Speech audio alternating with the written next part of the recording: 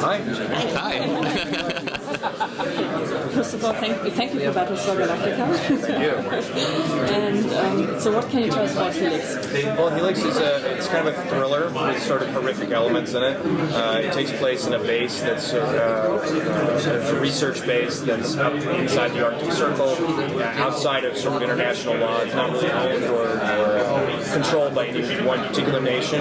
It's sort of a group of people that probably got money together through mysterious sources and have been up there for quite some time doing some medical research.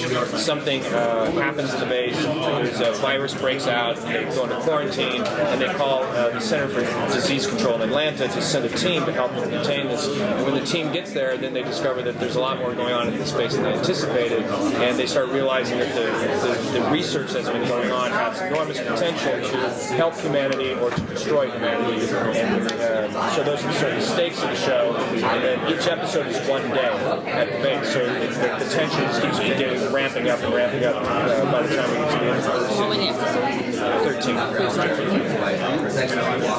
starting next spring? On the panel that you guys just had, you talked a little bit about influences on styles and Kubrickian was tossed around. Can you talk a little bit more about some of those influences and what it's going to look like and what this tone is going to feel like? Yeah, I mean, if you talk about what Kubrick brought in terms of style, was sort of there was a stillness to the camera. There was sort of a dread that would build over just sort of still shots and sort of waiting for something to happen and making the audience feel uneasy. I think that's kind of what we're talking about. Is sort of the clean spaces of the lab, but also feel lived in and kind of old at the same time. So there's this interesting balance between sort of the classic sci-fi white palette, but also having the bases actually quite old, so things have been going on here for quite some time. And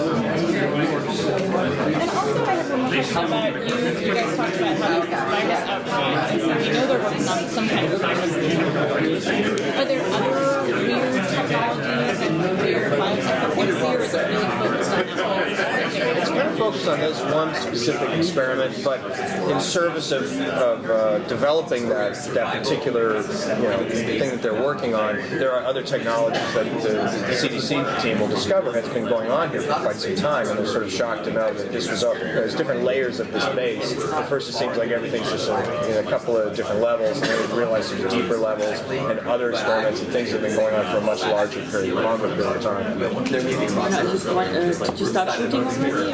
Start shooting in about a week and a half.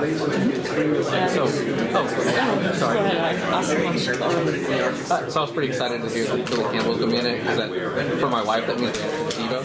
She's a big fan. What's his role going to be? He's the lead. He plays Alan Farragut. He is the leader of the CDC team that goes to space to investigate. Can you tell us something about the other characters as well, a little bit? Taki is the guy that's sort of running this facility, so he's the man of mystery. What's he really up to? Why isn't he telling us everything that seems to be happening? And then there's deeper mysteries about who exactly he really is part of the mystery of the show as well. And then the rest of the characters are kind of a split between the people who are on the base when we first get there and the CDC team that goes to investigate. How much research did you do did you go to the CDC or? Cameron did. Cameron, who created the show, who wrote the original spec script, had done quite a bit of research, and he'd actually gone to some facilities up in the Arctic Circle and was very struck by the atmosphere and the people that would work there and sort of what it was like to be on. He always describes it as like being on the moon. It's just this barren place that is really unlike anywhere else on Earth, and he was really taken with it. And he's talked to CDC quite a bit and done quite a bit of research, and I think he still is in contact with various scientists and doctors and so on to sort of maintain a certain amount of credibility to what we're trying to do. Did he write the spec script and come to you with it?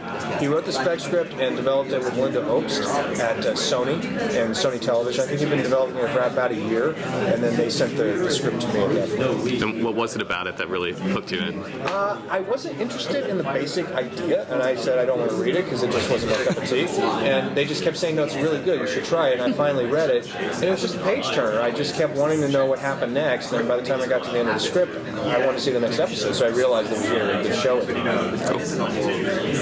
Can you say maybe maybe one word about the other project that you have in development right now? On Outlander? Yeah. Sure. Outlander, we're in pre-production. We're going to be shooting it in Scotland this fall. We've only announced one piece of casting. Sam Hugan is going to play Jamie. It's really an exciting piece. We have 16 episodes for Stars. It's a big production. If you know the books at all, it's a big, sweeping story. So we're in pains to really follow the books. You know, one of the great things the Star said to us early on was, "We love the books. Great.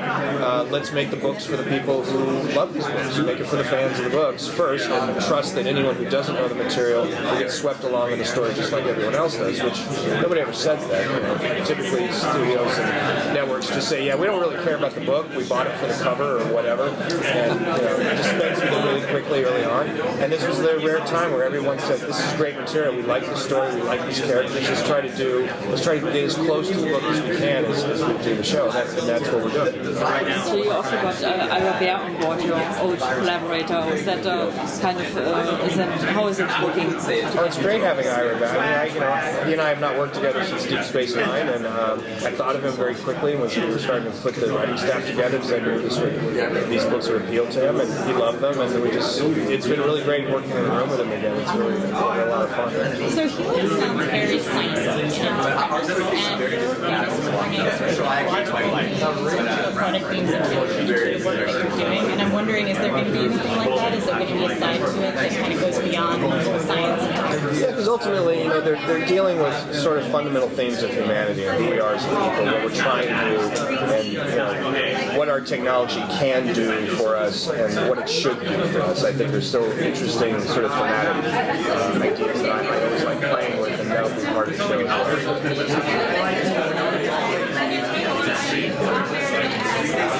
You know what? Anything else? Okay. Thank you very much. Thank you. Yeah.